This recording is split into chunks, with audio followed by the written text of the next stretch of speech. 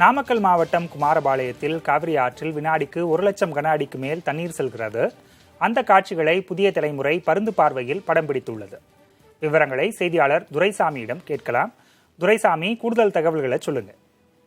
அதாவது கவிராசன், நம்ம இந்த காட்சிகள் பார்த்தீங்கன்னா பள்ளிப்பாளையம் குமாரபாளையம் பகுதியில் தான் காண முடிகிறது.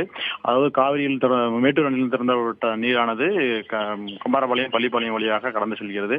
குமாரபாளையத்தில் இரு கரைகளிலும் 1,00,000க்கும் மேற்பட்ட கனஅடி தண்ணீர் தற்போது வந்து கொண்டிருக்கிற நிலையில் அந்த தண்ணீர் செல்லும் காட்சிகள் தான் நம்ம பருந்து பார்வையில் பார்த்து கொண்டிருக்கிறோம்.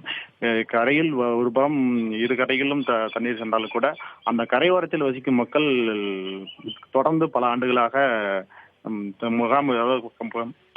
வெள்ள காலங்களில் முகாம்களில் தங்க வேண்டிய சூழ்நிலை தான் நீடித்து வருகிறது.